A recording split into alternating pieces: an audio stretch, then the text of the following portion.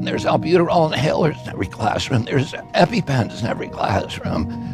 Nobody's talking about this and explaining why the neurological disorders, ADD, ADHD, speech delay, language delay, tics, Tourette syndrome, narcolepsy, ASD, autism, these are diseases that I never heard of when I was a kid. And this is killing us as a country in so many ways. The cost of it is $4.3 trillion a year. Oh, it is 5 times our defense budget. So what's the solution to that? I mean, it sounds like tremendous regulation of the food industry. It ought to be fixable through regulation, but politically, because of the control that big ag, the food industry, and then the big companies that own them all, like BlackRock and State Street and Vanguard, which own both the food processors that are poisoning us and the pharmaceutical companies that are making a killing on the disease. They all want to keep us sick from just a pure financial incentive. And it's hard because they own Congress, they control the regulatory agencies. And that's why NIH will not study any of these diseases, because they know that if they try to figure out what's causing the obesity epidemic, they're going to end up offending the high fructose corn syrup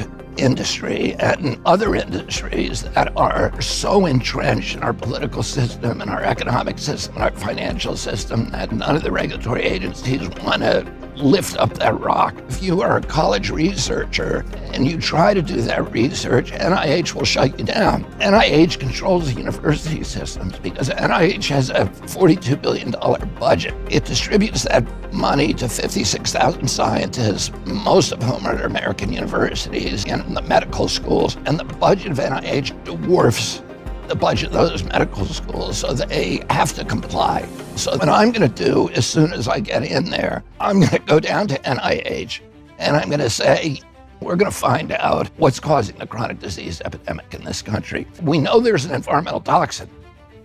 Genes do not cause epidemics. They can provide a vulnerability, but you need an environmental toxin. Fluoride, glyphosate, neonicotinoid pesticides, atrazine, aspartame, the sweetener, high fructose corn syrup, cell phone radiation, PFOAs, PFASs. This is a class of what they call forever chemicals. I've litigated a lot on it, and they are, they're in all of our children's pajamas, furniture, etc. Once you have about 15 or 20 really good studies, then you set the lawyers loose.